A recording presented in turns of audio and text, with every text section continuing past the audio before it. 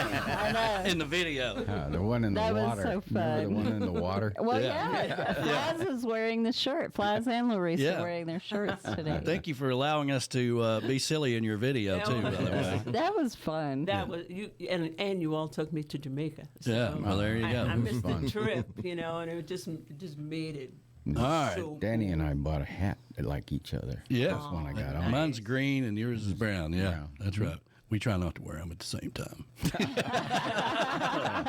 You got those fancy earphones, so Yeah. I don't. So Yeah. I got to wear something like this. Well, let's see if we can get the world famous Mark Mulligan in the house. How you doing, brother? Hey, how's it going, Danny? Man, I tell you, I've been looking forward to ever since we started talking about this a couple of weeks ago, having you on the show, man. And I just always a big fan of yours. Thank you. I appreciate you guys having me. Yeah, absolutely, man. So you've been busy, man, out there just doing your thing, man, with those live videos and stuff. It's really cool. And is that down in Sonora? I do that Facebook show from different locations. I'm actually right now in Phoenix, and we're going to be doing one from here on Tuesday with a young kid named Michael Charles. I don't know if you're familiar with him. Yeah, absolutely. So we kind of bounce around. We've done that show from San Diego, but a lot of times we host it from my backyard in Mexico, from my backyard bar. Well, we got Flaz and Larisse who discovered us out in California and then moved here. They loved us so much they moved here, and we can't get rid of them. But Yes, we are from San Diego. Yeah. 30-some years. yeah, 30 years. Yeah. But Cool. so, man, what's I see you sent over that tune. You and Sam Rainwater, which I'm a big fan of Sam's. He's just a fantastic guy. But are you guys close to in the vicinity of each other where you can play a lot together? We are. Sam, for many years, has had a condo down in San Carlos, which is where I've been singing. I've been down there for the last 30 years. Yeah. And so, we get together a lot. He joins me on my show a lot of times. He's very well known down in San Carlos. And I couldn't pass that song up. It's such a good tune, Cheaper Than Ice. Yeah. And I've always liked it. And I'm really glad we got a chance to record that one together. Yeah, he's fantastic. We were hoping he came down to Key West last year, and we just got to hang out with him while we were doing our showcase. And I said, man, you got to come back next year and be a part of it, because the last time, let's see, the first year we were at Rick's, he was there, and when we were still at the Tiki House, he was there. But he's not going to make it down to Key West this year. He told me he couldn't make it, so I was disappointed in that. Well, hanging out with Sam is always a good time. Yeah. One of our stories is 2 years ago, we AmericanAirlinesSucks.com, okay, rerouted our plane from Tennessee to Dallas. And we had to spend 6 hours there. And the only good thing that came out of that was here comes Sam and his wife, and I had my hat on. And he says, hey, let's get a beer. And that was the only thing good that came out of that entire day. Yeah. That sounds like Sam. Yeah, man. So this whole deal with Jimmy passing, man, how's that working into your show? Boy, number one, what a shock. Yeah. I mean, even though we knew he'd been sick, it still just felt so unexpected. Sure. And so we have, suddenly we did kind of adapt the show to it. For example, last night did a big show here in Phoenix, and we took the entire second set and did all Jimmy Buffett as a tribute. And what's really been cool also, we've done this a couple of times now where we've done, just all requests for Jimmy. And what's really been cool is the request that came in. We did this on my Facebook show, and it was amazing to me that we did an entire night of Jimmy Buffett, and I didn't have one single request from Margaritaville. Yeah. It was all the hidden gems. It was all He Went to Paris and, Last Mango in Paris and songs like that.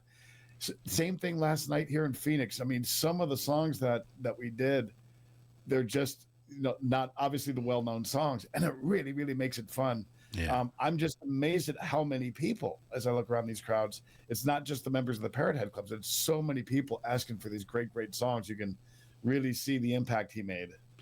Yeah, he was so involved with saving the manatees, and he was a big Chicago baseball fan, and so he had crowds everywhere in different forms of stuff, and of course, for a guy who couldn't make it in Nashville, he made it in Nashville later. Bought Nashville. Yeah, but it's we were just talking about this with Beth Travers. Beth Travers in the studio with us today, but yeah, and we were talking about I believe that a lot of people will start to rediscover Jimmy Buffett and that deep library. I mean. Songs like 12-Volt Man, 12-Volt Man. I mean, it's such a great song, but you just you forget about them. Well, yeah. Last night, for example, we did "Chanson pour les petits enfants." That's the best song. Good French. Good French. I mean, but there's so many of those that once I start singing them, people can sing along, but they just haven't heard it in ages. So I do think a lot of people are going to break out their old collection and start going through from start to finish. Songs they haven't heard in ages. Yeah. Well, I think like you said, everybody was in shock, and it took like my daughter called, and it was like my grandfather had passed away or something. I'm like, it's a big deal in the world we're swimming around in. That's for sure. But I think now everybody understands that we got to keep the party going. And, well, I think you're right. Yeah, I agree with you. People come up and you almost sense that they lost a family member. Yeah. And the neatest thing is, this conversation you and I are having right now wouldn't be happening if it weren't for Jimmy Buffett. That's true. It wouldn't be. Yeah. He made such an impact in so many ways. All the musicians I've come to know and be friends with, all the people I sing for, most of them I wouldn't know if Jimmy Buffett had not played a part in all of what all of us do. Yeah. So I'm really, really grateful for that. Yeah, absolutely. I'm the same way with you, man. Well, let's talk about you, man. I went and I was listening to, believe it or not, that gospel CD that you put out. Oh. And what a great job you did on that, man. How did that come about? Thank you. You know what? I always wanted to do something like that. And that album actually came about. I got together a few friends. I told them I wanted to do it, but at the time I couldn't go all the way to Nashville from Mexico and, because of the costs and the logistics and everything. Yeah. So a bunch of people got together and they actually threw in the money to record that. And then we all made a deal. We said that album will always be 100% for charity. Yeah. And so we do that every time we do a show. Last night we, did a song off that, offered the CD and my book. And last night, the person we were trying to benefit was Bob Carbon's son. Who had an accident and lost his leg. Yeah. And, we just wanted to do what we can to help. So I played a song off the album and then we donate 100%. Last night, we raised almost $750. Wow. So that's what's really been fun about having that album out, is that not only do I get to sing songs that I normally wouldn't be able to sing, but also being able to raise money for it has been a neat thing. That song, and I hate to keep bringing up Jimmy again, but that Bubbles Up could almost be a gospel song. Yeah, I think you're right. As I listen to the lyrics, I can see that. Yeah. Well, and this sounds a lot like Sam Rainwater. I mean, when he was running around and all the money he was raising when he was doing his live shows went to charity. Yeah. And I always thought that was cool. I thought it was really cool. He was a rocket scientist, but other than that, he's just a really great guy. But that's really cool, man, that you were able to do a project you wanted to do and then put a twist on it like that to where you can help people out. Well, and then I also try to, once or twice a year, we'll do kind of a Sunday morning type of thing where it's all spiritual songs. Mm-hmm. And so that album is kind of fun for that type of show too. We've got one coming up soon that I'll be doing probably in January on Facebook, and will benefit Outreach for World Hope, which is a charity that I'm involved with and down in Central America, down in Guatemala, with severely malnourished kids. And that entire night, that's all we'll play as songs off that album, which are, different from my other stuff. I wanted to do a gospel type album, but I wanted to do it of original music, and I wanted to maintain my flavor, but have a different message. So sure, it kind of gave me the opportunity to do that. Well, I like to think that, I like to think God had flip-flops. I know there was a lot of sandals there, Sure was. And a lot of sand. Yeah, absolutely, Yeah, you're right. Yeah. Well, are you working on, other than this thing with Sam, which we're going to play here shortly, anything else you're working on? Well, I'm actually, I mentioned before a book. I'm actually working on another book right now. Just got started on that. Yeah. And I'm always writing songs. And in fact, on the way here, the line at the border to get across was so long, I actually wrote an entire song. Wow. Wow. I told you what the border wait was, but Yeah. it was about an hour and a half. So I'm always jotting down lyrics. I'm always pulling off the road and scribbling things down. And, you know, you never know when something's going to turn into a song. Well, tell us about the book. What's going on with that?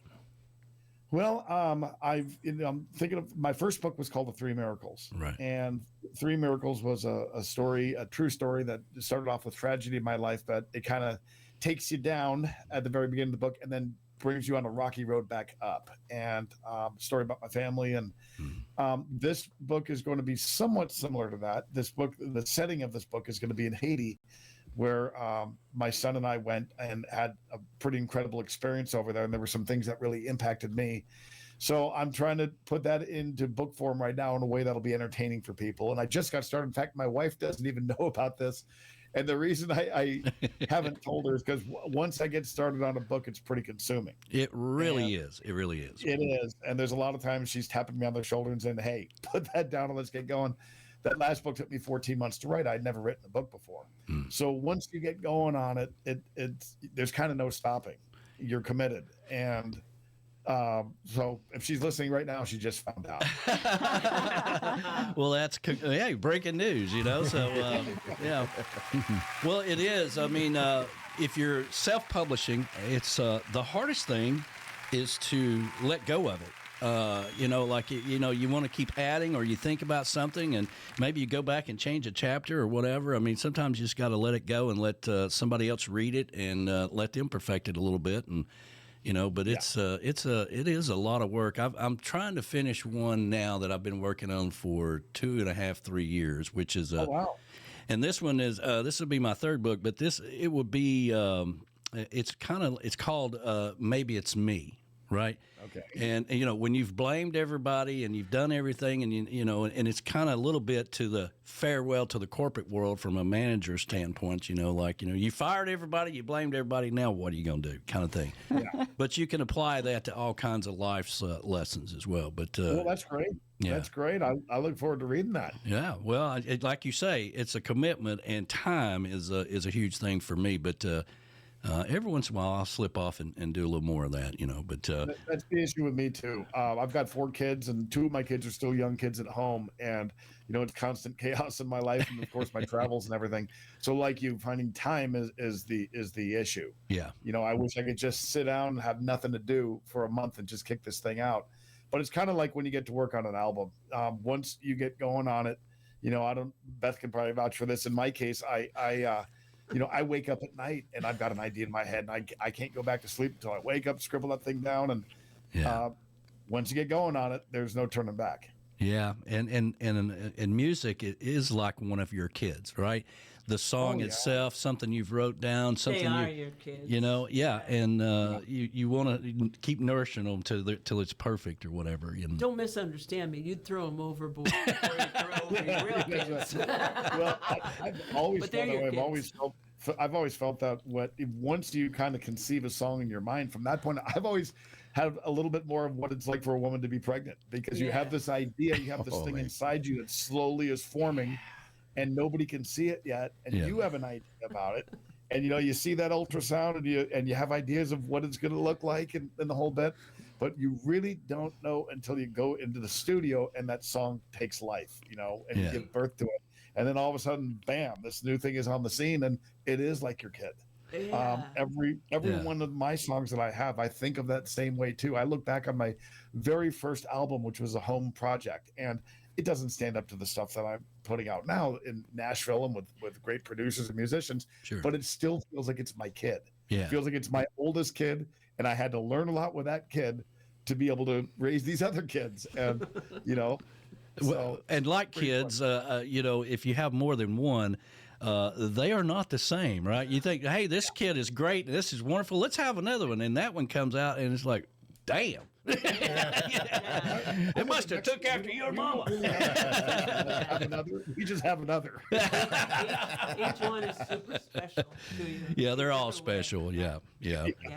All right, well, listen, let's play this song, Cheaper Than Nice. This was originally a Sam Rainwater tune that you guys collaborated on because you loved the song. And we'll play it. I'll put you back in the green room. We'll come back and talk a little bit more about it. How about that? Awesome. All right, here we go. Thanks. Here we go. Mark Mulligan and Sam Rainwater, Cheaper Than Nice, everybody. Here's a story about my buddy Sam and a little lesson he learned drinking rum down on the islands. He took a trip down Island Way, far south he did go, to the isle where nobody knows where to go when a volcano blows. He went to the bar for a rum and coke, asked for it really nice, but man, it tasted like pure rum. There was only one cube of ice. I said, hey man, what kind of drink is that?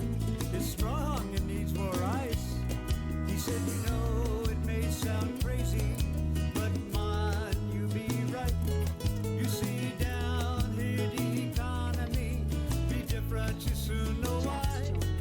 'Cause the rum is cheaper than Coca-Cola, the Coke is cheaper than ice. Yeah, the rum is cheaper than Coca-Cola. The Coke is cheaper than ice. If you want more Coca-Cola, That's a double, I charge you twice. if you want to drink it nice and cold, You know, ice is market price. 'cause the rum is cheaper than Coca-Cola. The Coke is cheaper than ice. Now there's a reason why this is so. To here it's a long, long way. Things you catch, things you grow are cheap, it's the island way. But if you need to bring it here or use electricity, You know that costs much more. We don't do that much. Would you buy a cold drink for me? 'Cause the rum is cheaper than Coca-Cola. The Coke is cheaper than ice. If you want more Coca-Cola, that's a double, I'll charge you twice. If you want to drink it nice and cold, you know, ice is market price. 'Cause the rum is cheaper than Coca-Cola.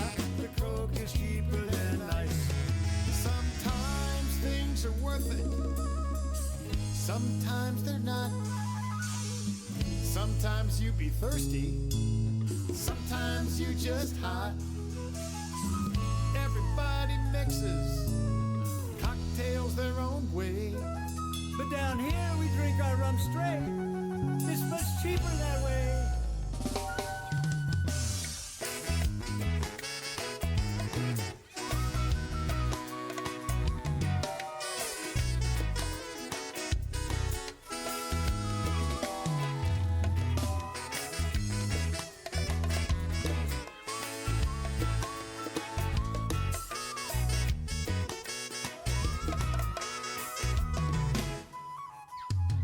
When you come down Island Way, life is good every day. Salty breeze and skies are blue, and friendly people who welcome you. Just remember this, my friend. Heed my advice. Don't worry about rum. We have lots of that here. Bring your own Coke and ice. 'Cause the rum is cheaper than Coca-Cola. The Coke is cheaper than ice. If you want more Coca-Cola, That's a double. I'll charge you twice. if you want to drink it nice and cold, You know, ice is market price. 'cause the rum is cheaper than Coca-Cola. The Coke is cheaper than ice.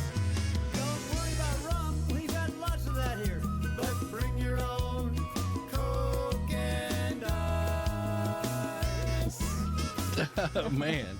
Great job, brother. Hey, you know, that was so fun to do. We recorded that down in Mexico, as a matter of fact, with my producer down there in Hermosillo. We just had so much fun doing it. Yeah, Alan Jacks Bowers is down in the green room here, and he was doing the drums to it, while we were playing it, So. Awesome. That's cool, man, and it's so true too. That's a true story. Yeah, and that's a subject that really hits close to home for me. Rum. Yeah, absolutely. Yeah, Beth brought me some Siesta Key toasted coconut rum, and we got Good stuff. have to break that out. I'm supposed to go take a family portrait with my son and my granddaughter this afternoon, but so I'm sitting here staring at this bottle like I may have to wait. Yeah. I don't think you can hold that in the portrait. Sonny Jim gave me my first ever taste of that rum, and that's a good one. Yeah, there you go. Well, listen, man, whenever so that all came about, did y'all do that together, or you did it separately, or how did you lay the tracks down? We actually, a couple of the tracks, the flute, the horns, those Sam had already had those recorded from his version of the song, but everything else, we went in with my producer. I've got a band that I get together with. We're known as 6.5 Mexicans. Down in Mexico. And my producer there, I introduced Sam to him. And, Sam doesn't speak Spanish. The producer doesn't speak English. So I was there doing the vocals with them. And then from there, I turned it over to Sam. So somehow they communicated, and we wound up with a song. Oh, man. That's a song in itself, the story behind the song. Yeah. Oh, man. Well, it came out good. Go ahead, Frank. If I have a question. That town that you have the producer was in, it's just north of Guaymas, isn't it? It is. It's a place called Hermosillo. Yes, south of, let's see, where you come in, Nogales is a border town. You've been there before. Well, I've been across the pond in Mulligan. Spent some time over there. Yeah, I loved it. And sport fishing is my love in life as well. Yeah. Oh, well, San Carlos is really, popular with Dorado. And great sport fishing area too. I mean, it's tough to beat Baja though. Baja's great. Yes, it is. And for those that don't know, Dorado is mahi. Yeah. They don't talk. They don't talk the talk here. So, Sorry about that. Yeah. was Nogales where you waited in line all that time? Yes. That's where I waited in line. Yeah, Oh, that my used to goodness. be my main road into Mexico, but that was like back in the dark ages when dinosaurs were were by the saguaro. I went to school out there. Yeah. Well, I was surprised there's such a quality studio in It's a Hermosillo. How do you pronounce it? It's pronounced Hermosillo, but it looks like Hermosillo. Yeah. And that's the capital city of Sonora. That's the state I live in northern Mexico. So, for those listening to this, San Carlos, where I've been, like I said, for about the last 30 years, that's about 4.5 hours south of the border, maybe 5.5 hours south of Tucson. Mm-hmm. And I'm actually right now, though, living a little further south. After 30 years of being in that area, we just decided to shake things up a little bit. My two youngest kids, don't let the gray hair fool you, they're only 13 and 11. And my wife and I talked, and we thought, let's give them a different experience while they're kids. So we packed up and moved 4 hours further south to a really neat little town. It's called Alamos. And Alamos is a very different vibe because I've lived, along the beach for so long. This is actually inland, and it's an old colonial town. I mean, buildings that from the late 1600s. Wow. And cobblestone roads and Spanish arches and small town. And so it's a real change for us. We're going to be down there for a year. I still get out and I do my travels. I still get up to San Carlos and do the occasional show. But for the next year, we're actually living even further south. Wow, that's really cool. Yeah. Did you guys get any of that hurricane weather when it came through? The storm was real easy. The storm was really easy on San Carlos. It didn't hit too hard. There was actually the weird thing, a storm that came out of nowhere maybe a month before that wasn't even on the radar. And all of a sudden this massive cloud rolled in off the sea, and it blew things apart, did some serious damage, even killed somebody. But that one wasn't even in the weather forecast, and that did a lot more damage than the hurricane did. Wow. San Carlos usually gets pretty lucky with hurricanes because typically when they come up, they hit Baja pretty hard. Cabo San Lucas, La Paz, they take the brunt of it, and Baja tends to kind of slow that storm down a little bit. And usually by the time it hits us, it's weakened, and we'll get the tail end of a storm. And it's pretty seldom that a hurricane really does too much damage in our area. Yeah, I got you. which is good. Well, listen, man, we appreciate you being here. And when you get this book released, I do interviews all the time. Some of our artists that, are book, it doesn't have to be an artist, but, we have Tiki Bar Publishing, and we have on their website a collection of books of everybody that we've had on the show. So I'd love to get you on to talk about the book and, of course, music. But, whenever you get time whenever you get it done and you want to come back, shoot me a message. I'd love to have you back, man. Thank you. I really appreciate that. And great to be with you guys today. Yeah, absolutely. Tell everybody where they can get your music and how to follow you and all that good stuff. Well, you can get my website's just my name, markmulligan.net. I'm not .com, markmulligan.net. And just so you guys know, that new song you just heard, we just yesterday put that on the USBs. Yeah. This handy thing right here. And so even this is my latest album. It's called Lupita's Taco Stand. And this is an album we recorded down in Hermosillo. And we just yesterday put that song, the duet, on this as a bonus track. So even that brand new song, even though it's just a few days old, it's actually on the USBs now. Wow. And I got to tell you, that's a really cool thing where you can buy his whole collection of music and he can ship it to you in that card. It's got a little thumb drive that turns those are out. awesome. It's fan-freaking-tastic. There it is. And it's got all of his music. Like, you can buy the whole collection of music. That's right. And that's the best way to do it. And it's so cool. You can put a whole music collection in your wallet. Yeah. Well, when we were down in Key West, because people are still, like, I want to do CDs, I want to do this, and I always tell them about your thumb drive thing in the card and how well that works for you. Well, what's great about it is being able to add a song. Once the CD's out, that's the way it is. You can't touch it. But that's what's kind of nice about these USBs is being able to modify them and put new music on it at the last second. So anyway, there you go. They work out great.